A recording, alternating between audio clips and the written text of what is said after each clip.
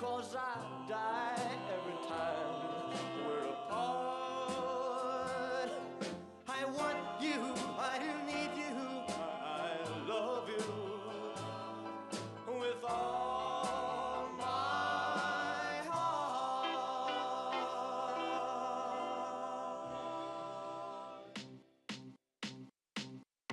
I remember when I lost my mind. There was something so pleasant about that place. Even your emotions have an echo in so much space. And when you're out there without care, yeah, I was out of touch. But it wasn't because I didn't know enough. I just knew too much. Does that make me crazy? Does that make me crazy? Does that make me crazy? Possibly.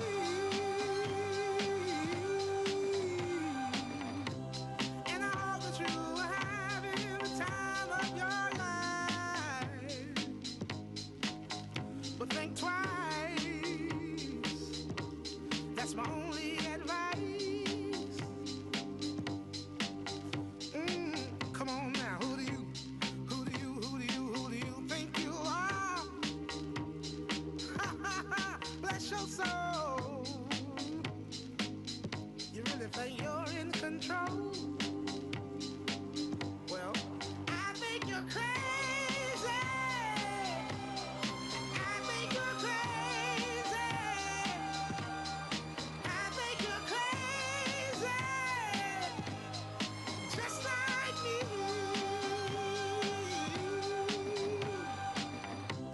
My heroes had the heart to lose the lives I wanna live.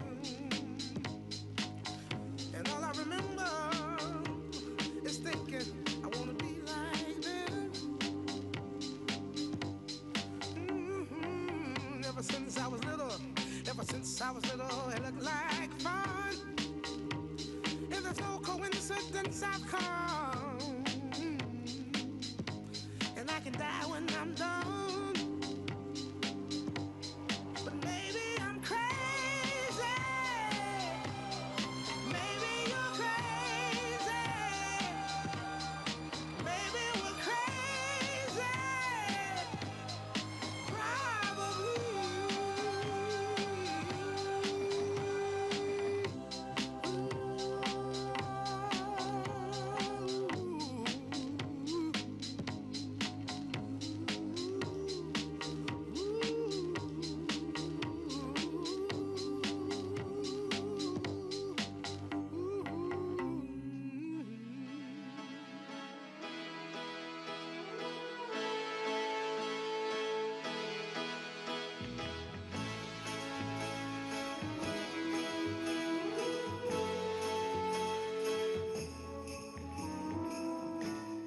I may not always love you. Ladies and gentlemen, please welcome Attorney General Pamela Bondi.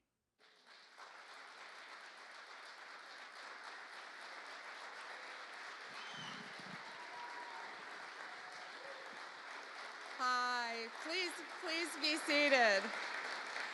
Welcome to the Department of Justice. And I love our team. Todd Blanche, Emil Bovey, Kash Patel, soon to be Terry Cole, Gadi Saralta. Thank you all. We are going to fight to keep America safe again. President Trump has prioritized tackling our nation's fentanyl crisis, and he has taken decisive action to fight it. I want to thank our U.S. attorneys who are here today, our state attorneys general from all around the country. I see all my friends out there, my colleagues, who will work to prosecute violent criminals, get the drugs off our streets, get the gangs off our streets, and get the illegal aliens out of our country. And thank you to all of our federal, state, and local law enforcement officers who are here today who keep us safe every day and night. Thank you to all of you.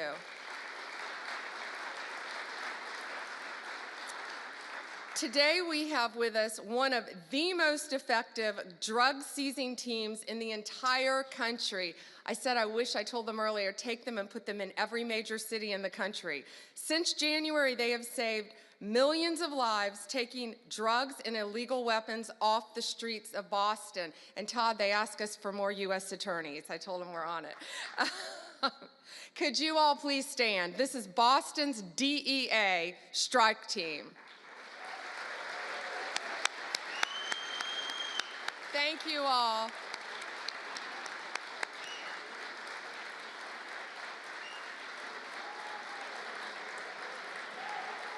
Thank you.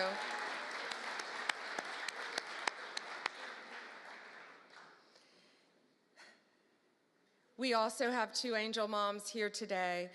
Anne lost her son. He was 15. He thought he was taking a Percocet at school, and it was laced with fentanyl. And he was beautiful, and I'm so sorry. But all of these people in this room, thanks to the directive of Donald Trump, are going to keep our streets safe and protect our kids. Thank you for being here.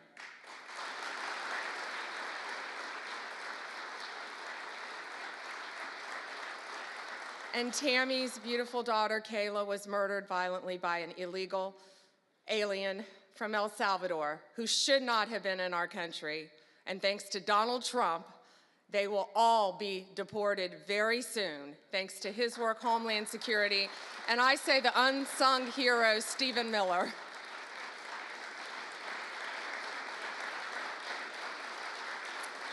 On stage, we have, this is 180 kilograms. It represents, not real, of fentanyl, okay? So this represents 1 kilo of fentanyl. In its pure form, this 1 kilo can kill 500,000 people. The 180 there, in pure form, could kill 90 million people. That is the population of California, Texas, and Florida. That's what we're dealing with in our country. That's why angel moms go around the country. That's why Donald Trump has taken such a hard stance against cartels, securing our borders, getting these gangs and drugs out of our country. But look at that. That can kill 3 states in its pure form. That should terrify everyone. I see our senators made it. Did our senators? Thank you. However, taking the drugs off the streets is only half the battle. President Trump has secured our borders and will continue to fight the cartels throughout this country, deport them all, or lock them up for the rest of their lives, thanks to our prosecutors around this country where they belong. Under the last administration, cartels, criminals, they freely walked in and out of our country with impunity. No longer. Under Donald Trump, they live in fear, and they better live in fear because we're coming after all of them. I am so proud to have a team with Emil and Todd and all of our great team. And we all work for the greatest president in the history of our country. We are so proud to work at the directive of Donald Trump. It is, he will never stop fighting for us, and we will never stop fighting for him and for our country. It is an honor to welcome to the Department of Justice the 45th and the 47th President of the United States, Donald Trump.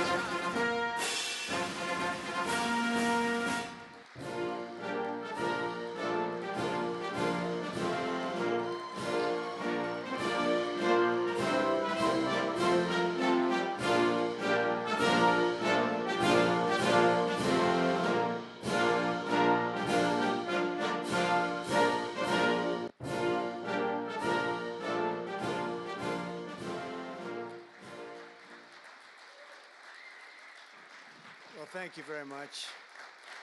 Thank you. Thank you, Pam, very much. What a job you're doing. And it's a true honor to be with you today. This is a storied hall, if there ever was one. And based on the crowd, I think we broke the all-time record.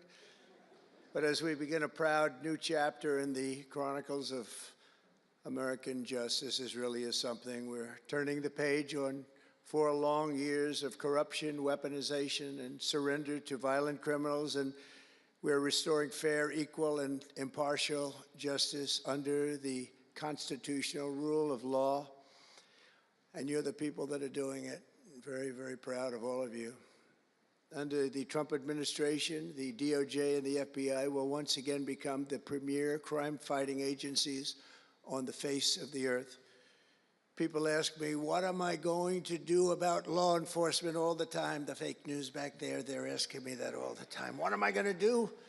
And when are you going to do it? And I answer them by saying I've already done most of it by appointing the people that I've appointed. They're sitting right here. They've done most of it. I don't do it, they do it.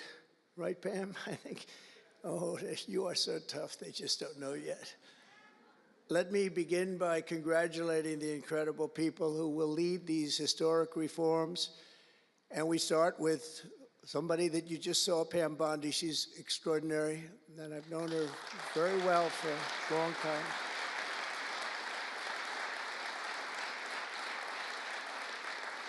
I watched her for a long time in Florida, for years in Florida, and highly experienced. She seems so young, but she's highly experienced, that I can tell you. She was a phenomenal Attorney General in Florida, and she's going to do a really amazing job. Also, our new director of the FBI, Kash Patel. Kash, right.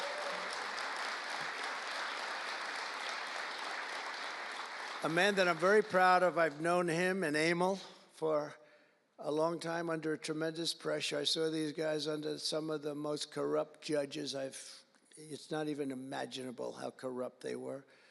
And these guys never wilted. They were not shy. They fought. They weren't afraid. And they were brilliant.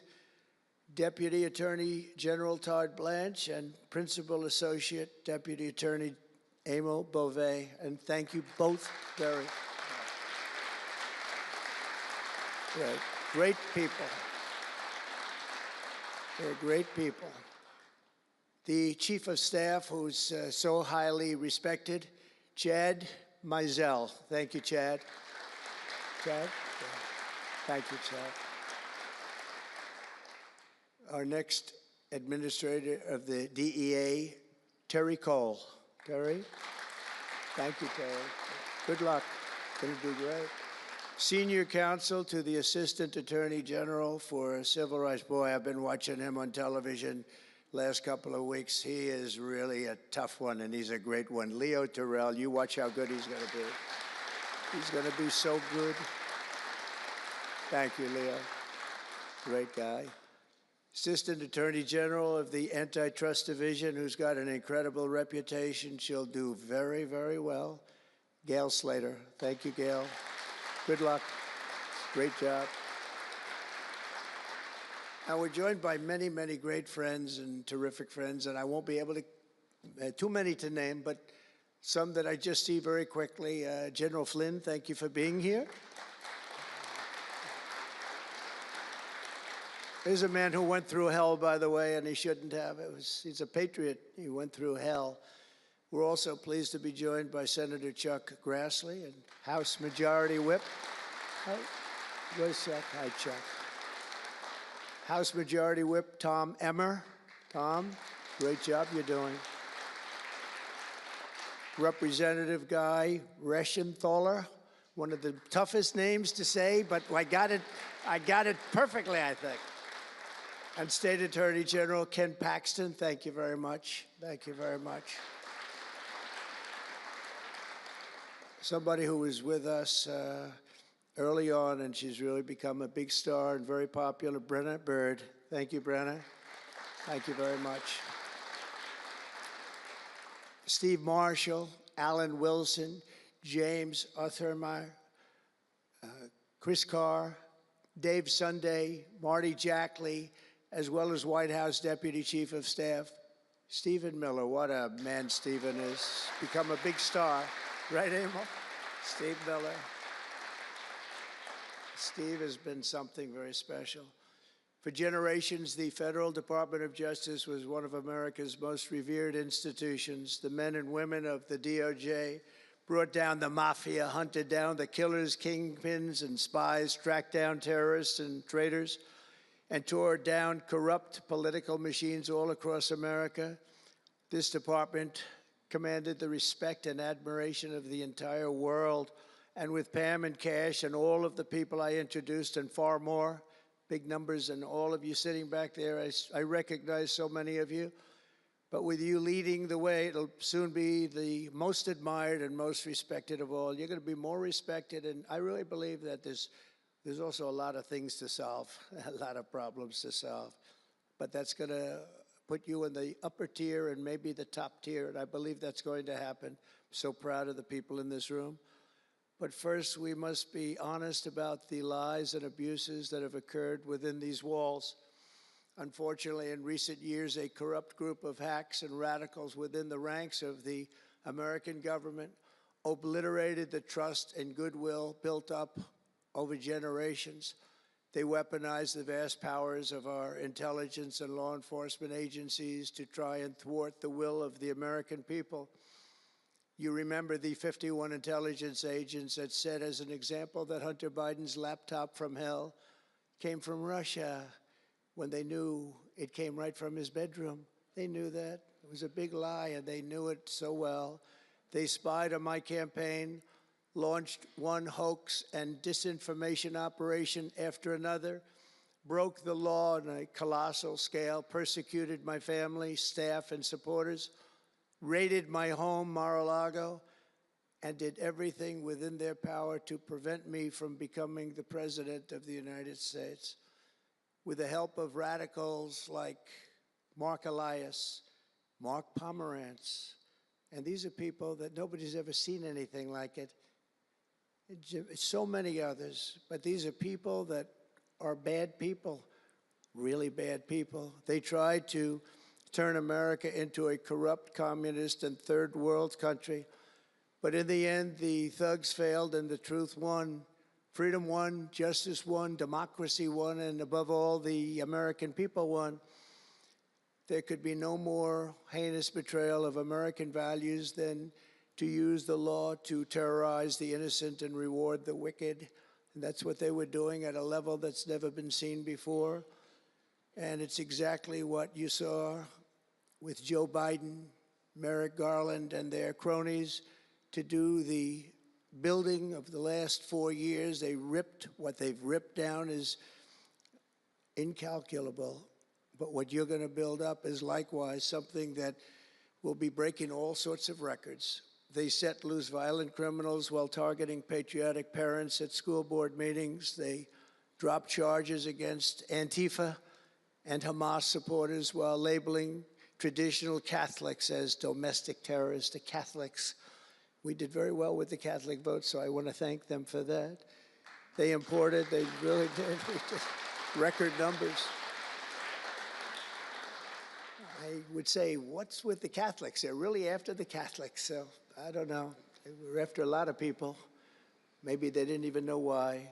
They imported illegal alien murderers, drug dealers, and child predators from all over the world to come into our country while putting elderly Christians and pro-life activists on trial for singing hymns and for saying prayers. They went to jail for that. Our predecessors turned this Department of Justice into the Department of Injustice. But I stand before you today to declare that those days are over, and they are never going to come back. They're never coming back.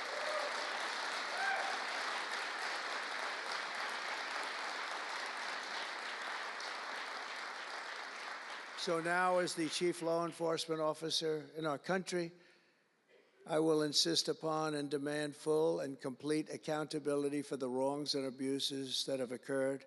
The American people have given us a mandate like few people thought possible. We won every single swing state. We won the popular vote by millions and millions of people. We won districts 2,750. Think of that, 2,750 districts compared to 505. So we want it at levels that have, I don't believe, ever seen before. That's the one where you see the map of the United States and it's all red. Red for Republican, not for communist. Red for Republican. They would like it to turn red for communist, but it didn't work out that way.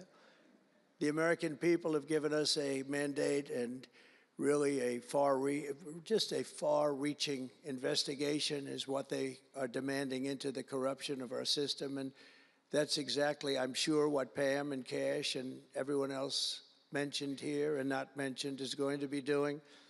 We will expel the rogue actors and corrupt forces from our government. We will expose and very much expose their egregious crimes and severe misconduct, of which was levels you've never seen anything like it. It's going to be legendary. It's going to also be legendary for the people that are able to seek it out and bring justice. We will restore the scales of justice in America, and we will ensure that such abuses never happen again in our country. And that's why on day one I signed an executive order banning all government censorship and directing the removal of every bureaucrat who conspired to attack free speech and many other things and values in America. My administration stripped the security clearances of the disgraced intelligence agents who lied about Hunter Biden's laptop from hell. We revoked the clearances of deranged Jack Smith, Alvin Bragg, Letitia James, and the crooked law firms that aided their partisan persecutions. And I went through it. These are state and city courts, and the corruption is unbelievable. We also terminated the clearances of the Biden crime family and Joe Biden himself. He didn't deserve it. In fact, he was essentially found guilty, but they said he was incompetent, and therefore let's not find him guilty, I guess. Nobody knows what that ruling was, but I didn't want any part of it. I think I would have rather been found guilty than what they found with him. They said he didn't know what the hell he was doing, and therefore he's let him go. I said, you know, I'd rather be convicted, Pam, I think, than that. That was not good. I said, please convict me, don't say that. I pardoned hundreds of political prisoners who had been grossly mistreated. We removed the senior FBI officials who misdirected resources to send SWAT teams after grandmothers and J6 hostages. And it was a great honor for me to fire, I will tell you this, a great honor to fire James Comey. A great, great honor. That was nothing, there was no better day. A lot of people said, oh, that's too bad you did that. And they said that's going to be, and you know what? A year later, they said that actually saved the administration because the level of corrupt things that we learned after that turned out to be that they were doing, in fact, really bad things. He was a terrible person, did terrible things and persecuted people, and all in the guise of being an angel, but he wasn't an angel. We created a brand new DOJ task force and anti-Christian bias. And under Director Patel, we're getting the FBI agents out of the headquarters in Washington, D.C., and back on the streets in pursuit of dangerous criminals where they belong and where they want to be. And, you know, you have that big FBI building, and it's a very big building, and they were going to build an FBI headquarters 3 hours away in Maryland, a liberal state, but that has no bearing on what I'm about to say, but we're going to stop it. Not going to let that happen. We're going to build another big FBI building right where it is, which would have been the right place because the FBI and the DOJ have to be near each other. You can't that's one thing I did learn from this persecution. The FBI and the DOJ work together. Now, in my case, they work together for bad purposes, but they do. They were always together. So how can you have one that's 3 hours away? But one thing I said to Cash, well, we're going to get a great building built. It's going to be a magnificent building. He said, sir, we don't need that kind of room. I said, what do you mean? He said, I'm just going to take a old Department of Commerce building that's about 25% the size, and that's what I need. We're going to have the best staff that you've ever seen, and that's what I need. It's in a nice location, but I don't need that big building. Why don't you just sell the site to somebody, and we're going to be very happy. And they want to have far fewer people, but we also want to have them in D.C., and if for no other reason, we like having law enforcement walking the streets of our capital, because when the bad guys are out there and they see there's an FBI agent, that's the ultimate in law enforcement, and they're not going to be acting so bad. We're cleaning up our city, we're cleaning up this great capital, and we're not going to have crime, and we're not going to stand for crime, and we're going to take the graffiti down, and we're already taking the tents down, and we're working with the administration, and if the administration can't do the job, we're going to have to take it back and run it through the federal government. But we hope the administration is going to be able. So far, they've been doing very well. The mayor's been doing a good job. We said there are tents galore right opposite the State Department. They have to come down, and they took them down right away. And so far, so good. But we want to have a capital that can be the talk of the world. When Prime Minister Modi of India, when the President of France, and all of these people, the head of Prime Minister of United Kingdom, they all came to see me over the last week and a half. And when they come in, I had the route run. I didn't want to have them see tents. I didn't want to have them see graffiti. I didn't want to have them see broken barriers and potholes in the roads, and we had it looking beautiful. And we're going to do that for the city. And we're going to have a crime-free capital. When people come here, they're not going to be mugged or shot or raped. They're going to have a crime-free capital again. It's going to be cleaner and better and safer than it ever was, and it's not going to take us too long. There's a new phenomena that is taking place with these violent, vicious lawyers that we have all over. They play the ref. You know what playing the ref is? Like the great Bobby Knight basketball coach. He'd scream and scream at the ref. He'd scream. I watched it. By the way, I love Bobby Knight because he endorsed me. And having Bobby Knight's endorsement in Indiana was an extremely good thing. A friend of mine said I was running in Indiana at the time. This was early on, 2016. And I was doing great. But a friend came up and said, "You know Bobby Knight?" I said, "No, I don't, but I hear he was a tough cookie." He said, not only tough, he was beyond tough, but he's the most popular guy you can imagine. It turned out he wanted to endorse me. He called me about 2 years before. He said, "Sir, I'd like to endorse you." I said, "Is this really Bobby Knight?" He said, "It's me." I could tell it was Bobby Knight. He had been known for throwing the chair across the court and slapping a player. Can't do things like that, right? And the man that came in fired him. He was a new administrator for the college. That guy didn't last very long. They were like 14-0, and they fired Coach Knight. That was not good, but he had a little chip in his shoulder. But he loved Trump, and he came in, and he said, "I'd love to endorse you." He said, "If you ever run, please call me." So he said, "You know Bobby Knight?" I said, "Well, I don't know him," but he called me a couple of years ago. It was an amazing phenomenon. I took his number, and on each side of my desk in New York, I had stacks of paper, like nice and neat, but about 2 feet high each. And I said, I wrote his number down and I put it here 2 years ago. And I said, let me see if I can find it. It was almost like a miracle. I had other miracles that happened too. My ear is still throbbing. That was a miracle. That was a miracle also, wasn't it? That was a miracle also. Thank you. Thank you, Leo. Thank you. Thank you, my man. That was a miracle. Anyway, okay, that's very nice, thank you. But, so he said, Bobby Knight. So I said, I put his name down and I wrote it down. It's in one of these stacks. I lifted up. There would have to be 2,000 to 3,000 pages in each stack. I lifted it up, the first one, had no idea. And there was his name on a little card, Bobby Knight with his number. It was like incredible. I tell that story all the time. And I called him and dialed the number. He said, "I've been waiting for you to call." And he went out and he made a speech for me in a packed arena in Indiana, and it was over. It was over. He was a tough guy. He actually went a little far, if you remember. He made a great speech because he was actually a motivational type guy, to put it mildly. But he left the stage, and then I'm talking, and he walks back onto the stage. I said, uh-oh, this is trouble. Why is he coming back? He was a big guy, too. Why is he coming back? He said, "May I say a few more words?" I said, "Yeah, go ahead, Bobby, say a few more words." A little different. And he said, "And let me tell you something about this guy, Trump. This guy, if he has to, will use the nuclear weapons that we have. He will use he has no fear. He's going to use, and that's the kind of guy. And he walked off the stage. I said, I think I'm in big trouble, Pam. That was not good, but it worked out okay. In the meantime, we won the state in a landslide, and it was great. And it was just an amazing period of time.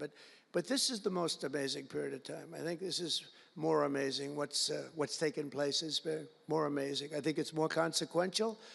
And if we do the job, you know, one of the big media outlets said what we did was the most consequential election in the last 129 years. Well, if we do the job that we're all capable of doing, I think it's going to prove to be that and then some. And that's what we want to do. We have a real big shot at making this country so great, so great. What happened to our country was so sad. What they've done in 4 years to our country with the borders, with Afghanistan, the most embarrassing period of time, allowing the Russian situation, it was never going to happen with Ukraine.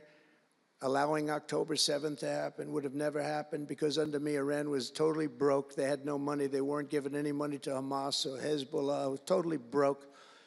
But allowing inflation, look at what inflation's done to people, been so devastating. And now you see that, by the way, price of eggs is down 35% in the last week and a half. We're doing a good job. Brooke is doing a good job. Brooke Rollins and everybody. And inflation's down, interest rates are down, gasoline has come down to a level that we haven't seen in a long time. All things that we wanted to do, because then everything else is going to be coming down. We want it to come down. We want bacon to come down, and groceries, a term I used to use. It's sort of an old-fashioned term, but I used to use it on the campaign trail, those last 90 perfect, beautiful days. We just hit it. And I want to thank Susie. You have done a great job. Susie Wiles. Great job, Susie. A big magazine just named her the most powerful woman in the world, and that's okay with me. She is the most powerful woman. You think about it, John, right? The most powerful woman in the world, but she's great. And we had a great 90 days. It was a perfect 90 days, and it was a great result, but we want to put that result to good use by doing a phenomenal job. And I want to tell you that Todd and Emil know this very well. We had an amazing judge in Florida, and her name is Eileen Cannon, and I didn't know her. I still don't know her. I don't believe I ever spoke to her, even during the trial, but I did appoint her, federal judge, and these fake lawyers, these horrible human beings, were hitting her so hard, public relations-wise. They were playing the ref. I don't think it's legal. I don't think it's legal. They might as well go out and just shout it in a courthouse.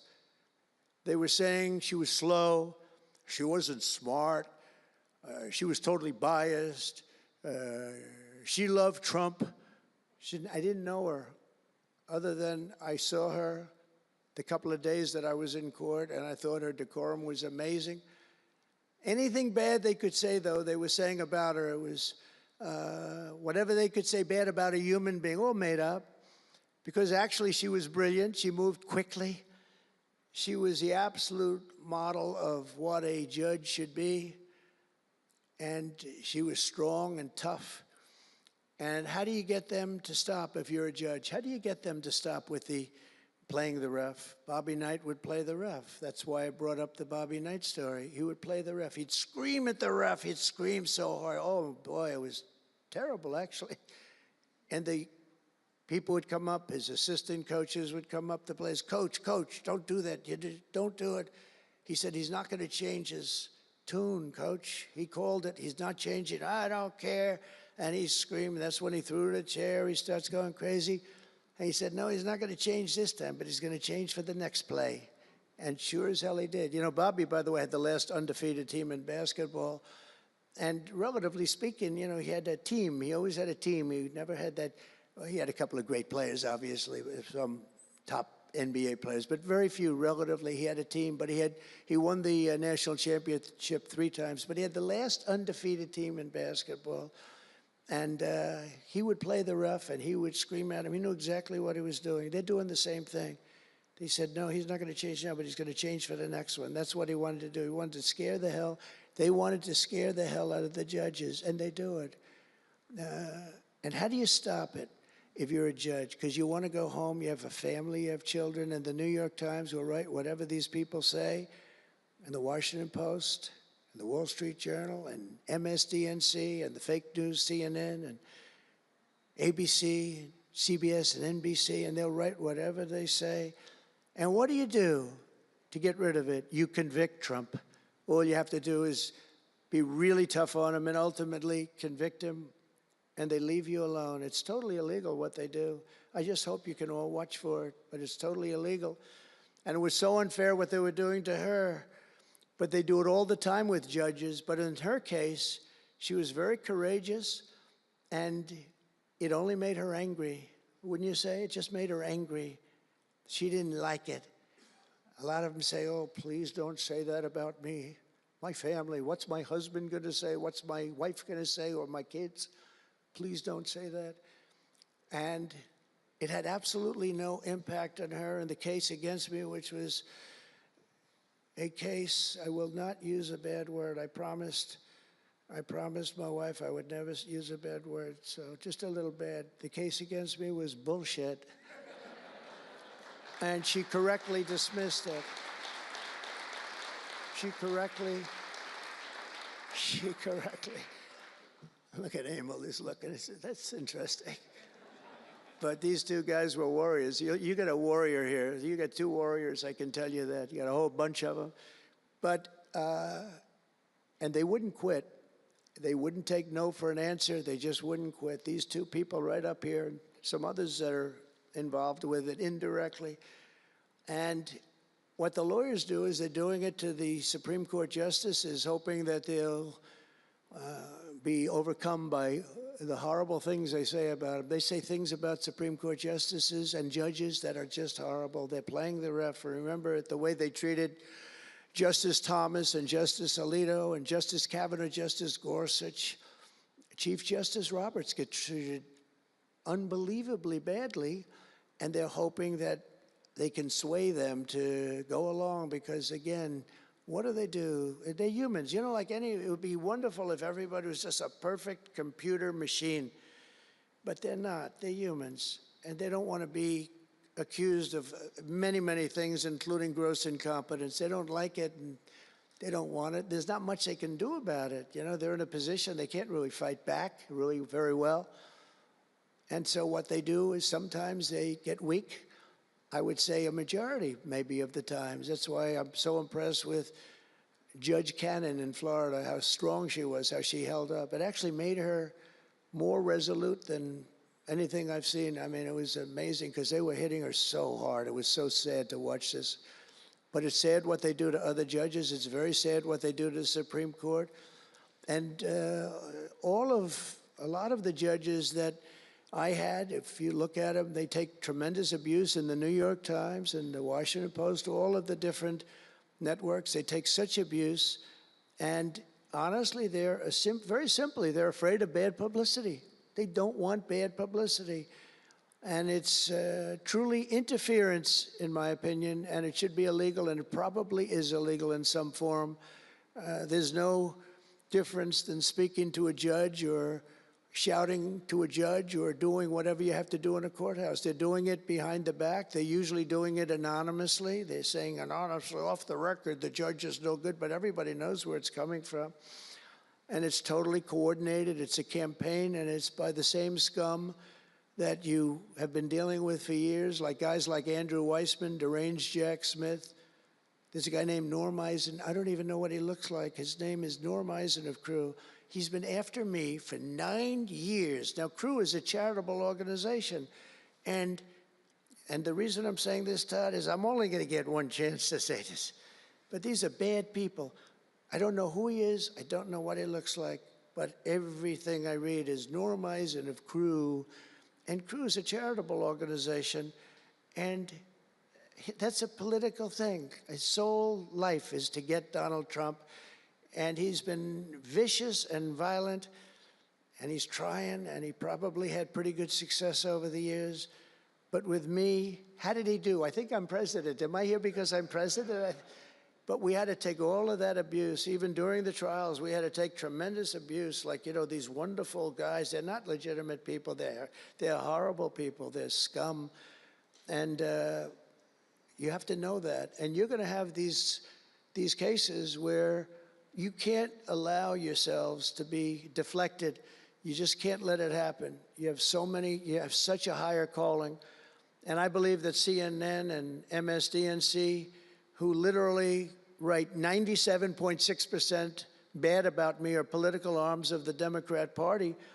And in my opinion, they're really corrupt and they're illegal. What they do is illegal. It makes no difference how big a victory I had. I can have the biggest victory in history. It makes no difference what kind of a failure the other side has. These people are going to go after me. And I said it during the big speech on Tuesday night. I said about Democrats, and I don't like that. I have great respect, by the way, for what Schumer did today. He went out and he said that I'm going to have to vote with the Republicans because it's the right thing to do. I couldn't believe what I heard. But, you know, I think he's going to get some credit for it. I think, let's see what happens tonight with the big vote as it comes. But these networks and these newspapers are really no different than a highly paid political operative. And it has to stop. It has to be illegal. It's influencing judges, and it's really changing law, and it just cannot be legal. I don't believe it's legal. And they do it in total coordination with each other. And everything we do, we're restoring law, restoring order, and restoring public safety in America. That's what we want to do. And we're bringing honor and integrity and accountability back to the highest levels of the FBI, DOJ, and throughout our government. We're bringing our country back faster than anyone ever thought possible. We're working so hard at doing it, and we want fairness in the courts. The courts are a big factor. The elections, which were totally rigged, are a big factor. We have to have honest elections. We have to have borders, and we have to have courts and law that's fair. Well, we're not going to have a country. Crooked Joe Biden got us into a real mess with Russia and everything else he did, frankly, but he didn't know about it, and he, generally speaking, signed it with auto pen, so how would he know? That auto pen is a big deal. I don't know, you know, they're having, who's doing this? So when my people come up, Will and all of the people, Steve, they come up and, sir, this is an executive order. They explain it to me, and, you know, 90% of the time I sign it, 99% of the time I say do it. But they come up and I sign it. But you don't use auto pen. It's, number one, it's disrespectful to the office. Number two, maybe it's not even valid because, you know, who's getting him to sign? He had no idea what the hell he was doing. If he did, all of these bad things wouldn't be happening right now. But we're going to get you back into a great position, and we've already started. They say that we had the most successful first month of presidency. Not a long time, but it's still a lot. It's like if you're a golfer, sinking a 3-foot putt on the first hole gives you confidence to sink something on the second hole. But if you miss that first putt, you don't like to have the putt on the second hole and the third hole. It could be a very bad experience. It's nice to get that first month, and now we have more than a month. Now we have a month and a half, and it's going really, really well. I can tell you as a little secret, although the cameras are blazing back there, so it's not that much. But I think we're doing well, as you have been hearing about Ukraine. I think we're doing now well with Russia. We're speaking with President Putin. We want to get the war over. Not only have we spent maybe $350 billion to Europe's, think of that, $350 billion to $100 billion, and yet we're across the ocean far away, so it shouldn't have been that way, but Biden let that happen too. And we're getting a deal where we're going to get that back, but much more importantly are the lives that we're talking about. On average, 2,000 young people are being killed every single day. Now, they're not from here. They're from nowhere close to here, but they're young people. They're human beings, and they have parents. They have sisters and brothers, the mothers and fathers, the friends and the families and the towns where they grew up. And they're losing, on average, 2,000, even 2,500 a week. and I want to get it stopped. And we've had some very good calls today with Russia and with Ukraine. They've agreed for a ceasefire if we can get it with Russia, and it's not easy.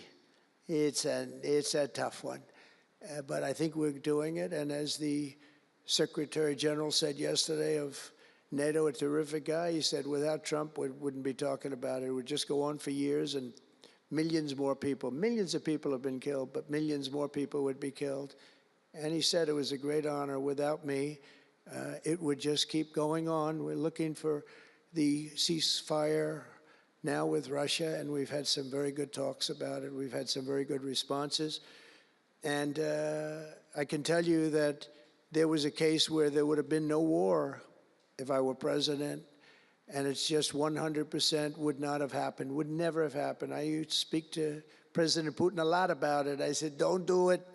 Don't do it. I won't tell you what the consequence was. I won't tell you what he said. But if he believed even 5% of what I said, then he would say, I'm not going to do it. And I think he did. But we had a good relationship, and we had a professional relationship, and his respect for this country.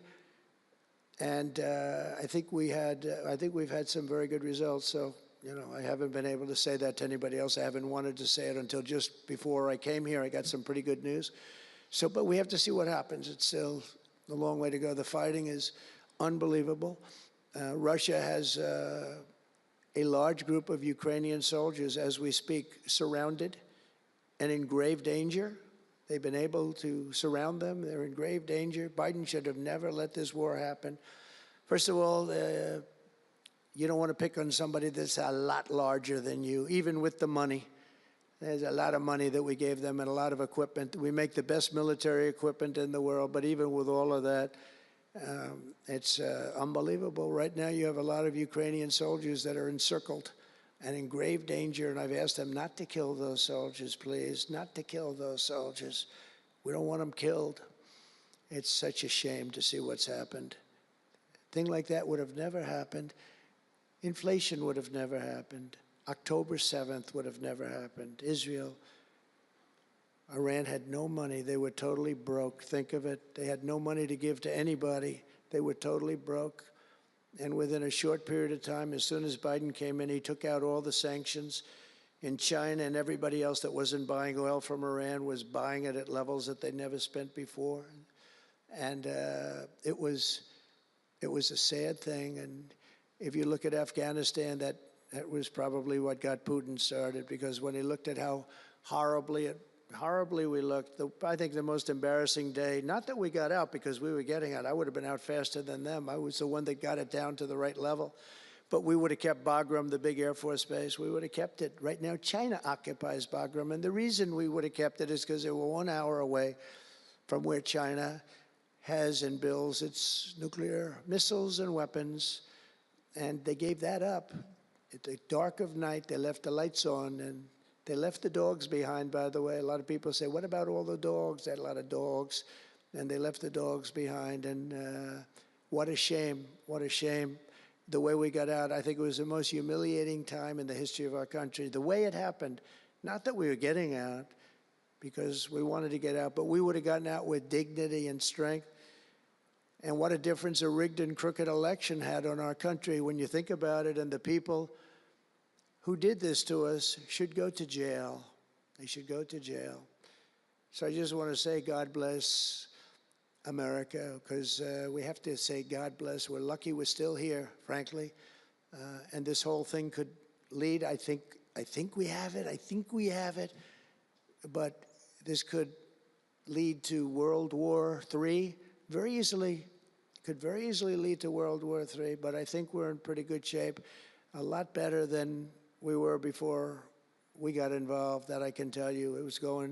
That was heading into World War III territory, and that would have been a war like no other because of nuclear weapons and other types of weapons that people you don't even want to know about. But as many of you do know, well, we're focused on persecuting, and these people were really focused on persecuting Republicans. The last administration presided over the worst increase in violent crime in our country in many, many decades. We had levels of violence and crime, and a lot of it had to do with the illegal immigrants that came in. Remember when I used to complain about it? Because I knew how tough they were, how mean they were. And they said, no, no, people that come into our country are all wonderful people. No, they're not wonderful. These are stone cold killers. These are killers like, they make our killers look nice by comparison. They make our killers look nice. These are rough, tough people with the tattoos all over their face. Historically speaking, I don't want to discriminate against anybody, but historically speaking, they're not going to be the head of any major bank that we know of. These are rough people. These are rough, rough killer people, and they allowed them in by the millions. In major cities like New York, Chicago, and Washington, mothers can't walk their children to the park without fear of being shot or killed or raped or anything. Women can't ride the subway without worrying that a hoodlum will shove them onto the train tracks. In New York, it's happened twice in the last couple of weeks. They're standing there, a perfect Wall Street gentleman in one case, and another person who was a worker, good worker, electrician, gets pushed into a train going 45 miles an hour just prior to the train, not stopping, going to go through that. So I know the stations very well. I used to take the subway. I used to feel safe. When I was young, I'd go to my parents would drop me off at the subway. I'd take the subway to my school. Can you believe it? Today, they wouldn't be doing that. And we want to get a country back maybe where you can do that again, Pam. But it's so sad to see what's taking place. Under the Biden regime, average monthly homicides increased by 14%. Property crime rose tremendously. Violent crime went up at least 37% that they know of. Rape soared by 42%. Car theft rose by 48%. And robberies surged to 63 to 100%. They don't even know what the number is.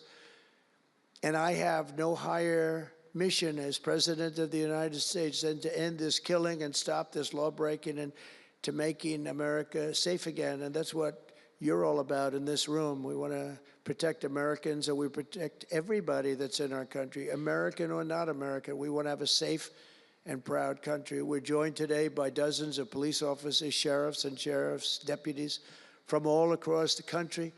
My message to these law enforcement heroes is simple. With me in the White House, you once again have a president who will always have your back, will always have your back.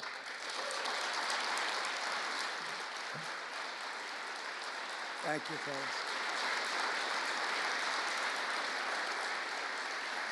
Thank you. That's a lot of good-looking people. I will tell you, I feel safe. I'm glad you're in the room. I feel even safer. It's a lot of great people. On day one, I signed an executive order directing Attorney General to ensure that anyone who murders a police officer immediately, with as fast a trial as we can have, gets the death penalty.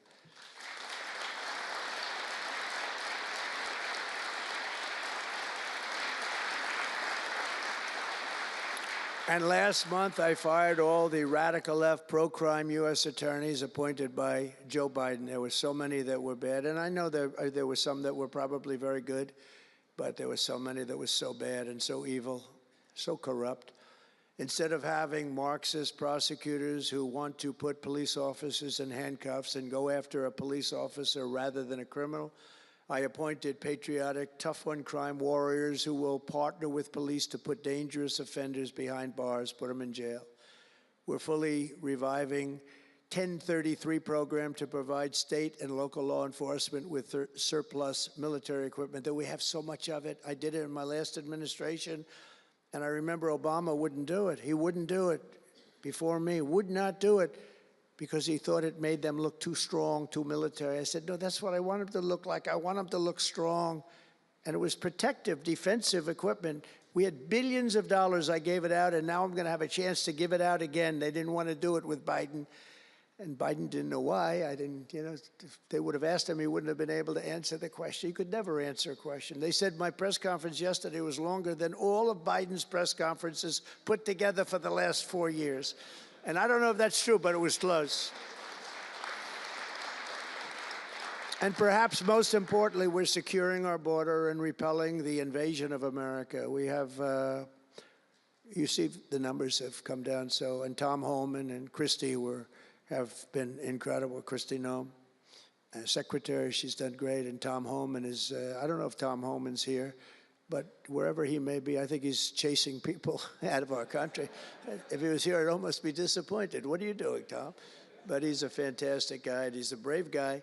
Over the past 4 years, other countries emptied out their prisons and jails, mental institutions, and insane asylums, and sent the killers, drug smugglers, and bloodthirsty inmates from the filthiest dungeons of the world straight into the USA. And open border. We had an open border policy. Anybody could come in, no matter what you were, no matter where you came from, no matter what you looked like, no matter what you were doing, no matter what you did, no matter how many people you murdered, you could come right into our country. We have murderers right now walking the streets. We're joined today by Tammy Nobles, whose 20-year-old daughter, Kayla, was attacked in her home 3 years ago, horrifically assaulted and strangled to death by an illegal alien MS-13 monster set loose into our country under the open border Biden regime. Kayla was one of countless American victims ripped away from their families by the open border policies of that administration. And we're also joined by Kayla's stepfather, Jeremiah, and several other courageous angel families here today. And I'd love you to all just stand up and take a bow, because you are incredible people. Please. Thank you.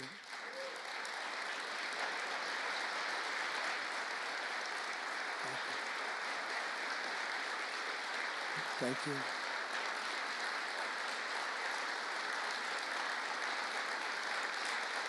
Thank you very much. Thank you. But I want you to know that we are working every day to expel these savages from our country and ensure that what happened to your loved ones will never happen again. So their legacy is going to be a great one. Thank you all very much. We appreciate it. On day one of my administration, I declared a national emergency on our southern border. In our first full month in office, we achieved the lowest level of illegal border crossings ever recorded, okay? Even lower than 4 years ago. For years, Democrats and the media kept saying that we needed new legislation. We had to have new legislation. We needed it immediately, and I never had legislation, and I had the best border in the history of our country for almost 4 years. And by the time I got out, we had the lowest numbers ever. My favorite chart of all time was brought down that day, and on that chart said we had the lowest numbers ever. But it turned out that we really didn't need new legislation. All you needed was a new president.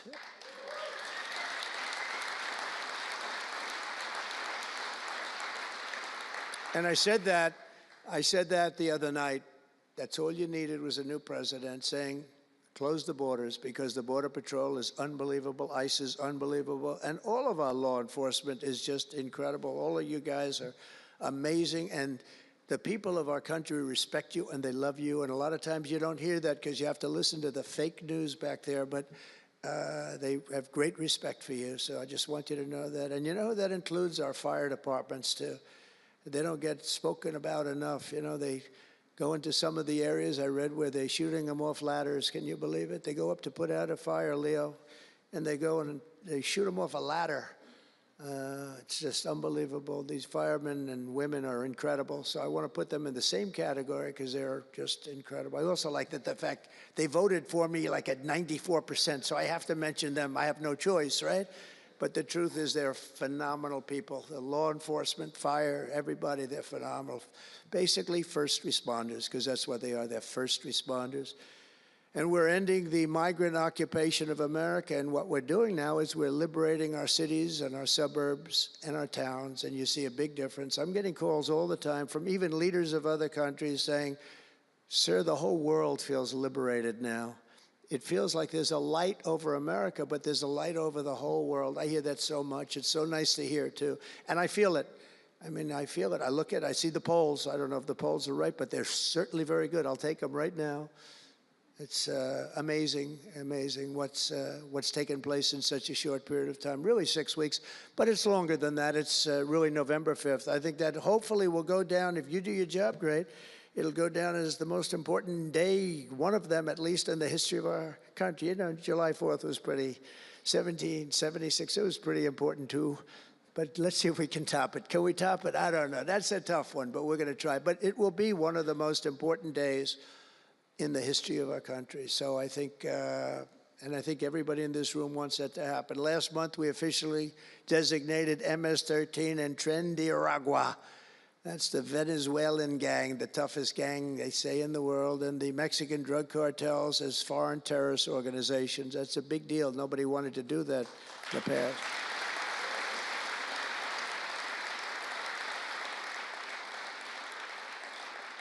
And by the way, we've caught hundreds of them, the Venezuelan gang, which is as bad as it gets. And you'll be reading a lot of stories tomorrow about what we've done with them.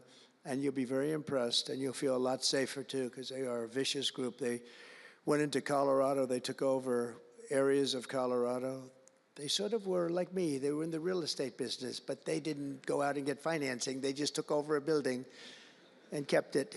And they said to the tenants, get the hell out of here. One man called the police, and they cut off his fingers. And they say, you call again, your other fingers, and you call a third time, and you're dead.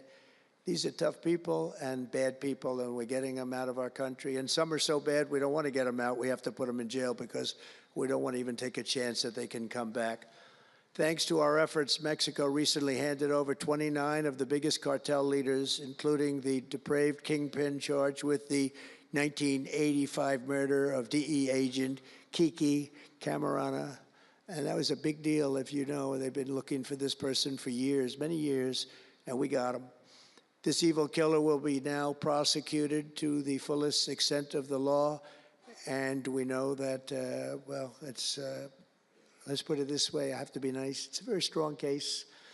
We're stopping the criminals pouring across our borders at record levels, and we're also stopping the massive quantities of deadly drugs. In 2023 alone, drug overdoses killed more Americans in 12 months than they did during the entire decade between 1980 and 1990, so 10 times more, but it's much higher than that. More Americans died from fentanyl last year than died in the Korean War, or the Iraq War, the Afghanistan War, all of them combined. That's why I've placed large tariffs on Mexico, Canada, and China, and they will remain in place until these deadly poisons stop pouring into our country. And I will tell you, as soon as I put on the tariffs on Mexico, Canada, and China, unbelievable results have been seen in the last few weeks. Unbelievable results. They weren't happy about it. You probably read they weren't happy, but they are working like hell to end it. They weren't working very hard before I did that. With us today is a brave mother and advocate, Ann Fundner, who lost her beautiful 15-year-old son, Weston, to fentanyl. And Ann, if you would, I'd like to ask you to come up and say a few words, please. Thank you.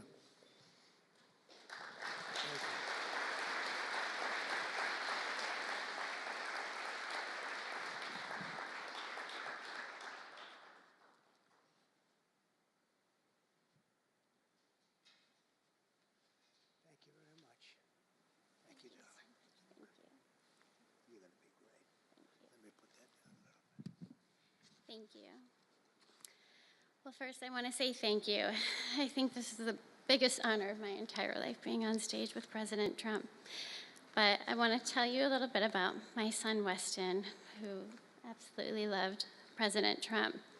He had a beautiful Trump 2020 flag hanging in his bedroom, and he had it on the beach one day, and we took a picture, and it became our 2020 Christmas card with the most perfect slogan for President Trump, peace on earth. But what happened in the next 4 years would be devastational to our country and our safety of our children. And in 2022, Weston lost his life, a freshman in high school at the age of 15, from a single pill that took his life. The cartels were allowed to operate on American soil and took hundreds of thousands of American lives. And so we knew there was only one person that could save us from the devastation on our American soil, and that was President Trump. And so in 2024, we did the best thing that we could do to keep America safe again, and we elected President Donald J. Trump. Thank you. Thank you. Thank you.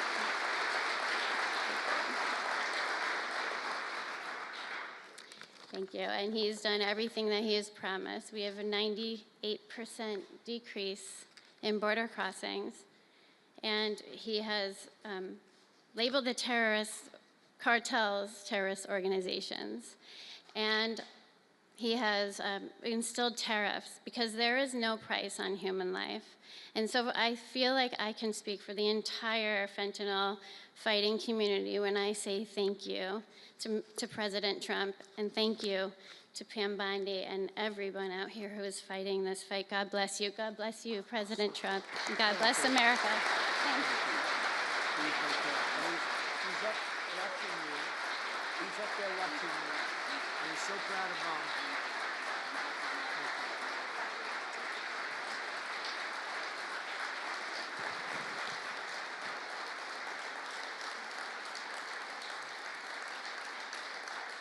Thank you, Ann, very much.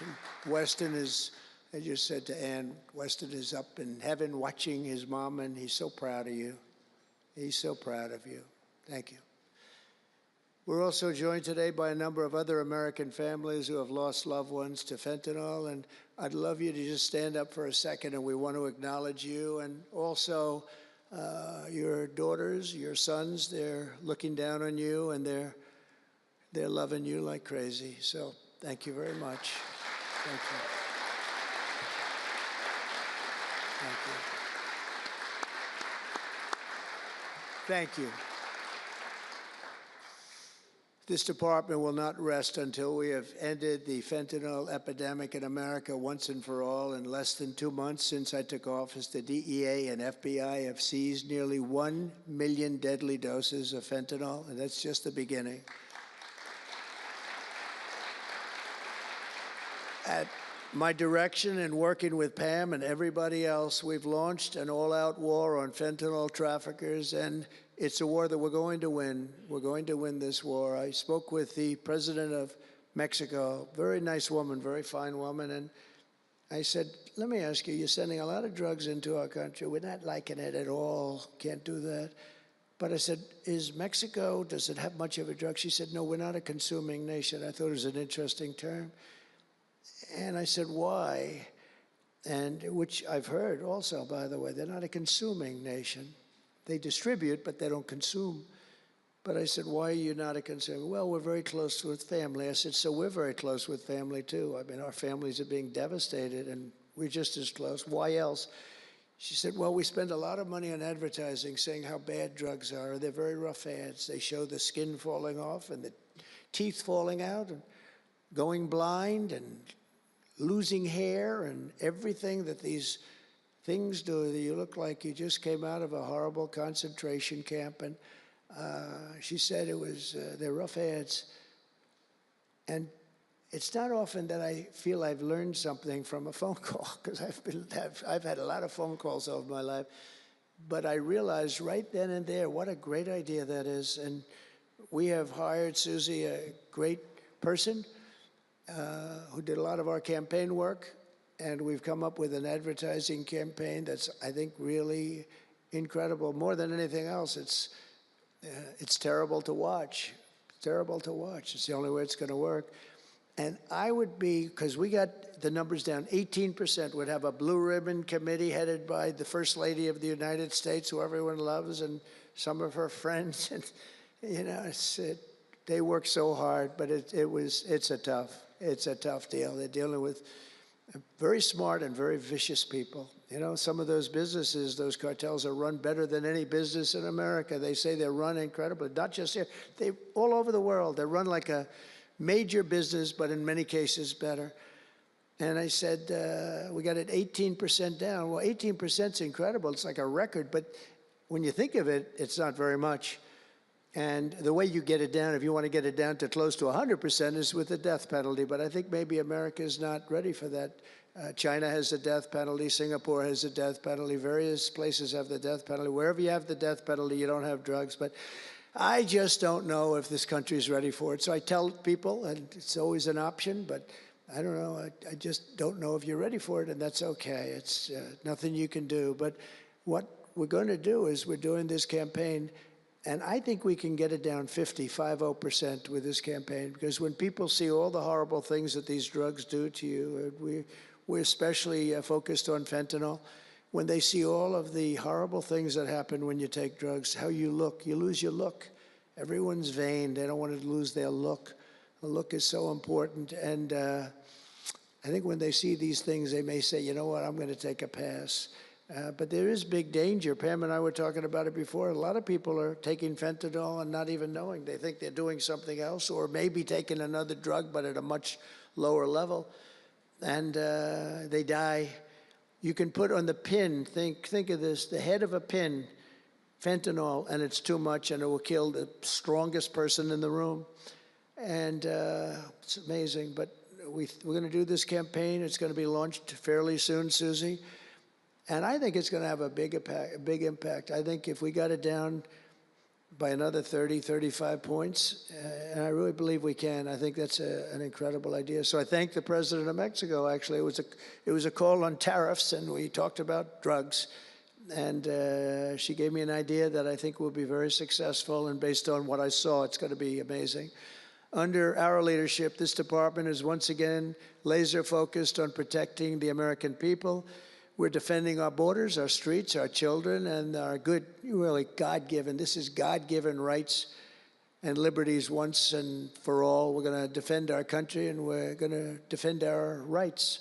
Etched onto the walls of this building are the words English philosopher John Locke said, "Where law ends, tyranny begins." And I see that, and I saw it over the last 4 years when somebody was allowed to attack viciously with this department and the FBI his political opponent. How did that work out? Didn't work out too well, but it wasn't pleasant.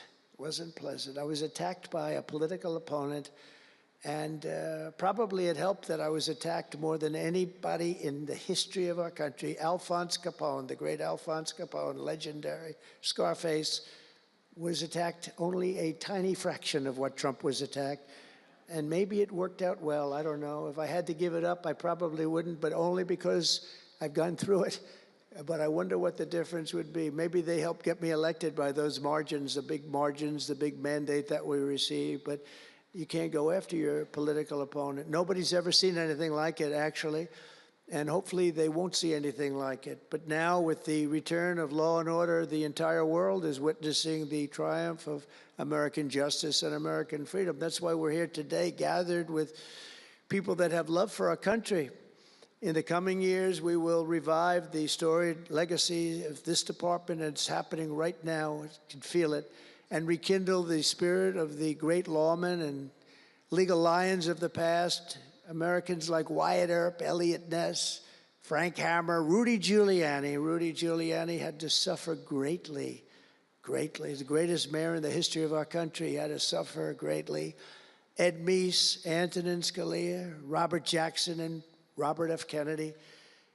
We will rebuild pride in our institutions. We will restore the prestige of this great department, and we will bring back faith in our justice system for the citizens of every race, religion, color, and creed. And I want to just tell you that this has been a great honor. I was asked to do it, and I said, is it appropriate that I do it? And then I realized it's not only appropriate, I think it's really important. And I may never do it again.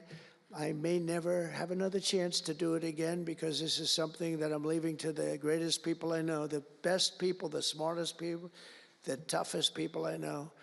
And they're going to do an incredible job. And it's an honor for me to have won this election so that I can appoint these people to do their job, and they're going to do it like you have never seen.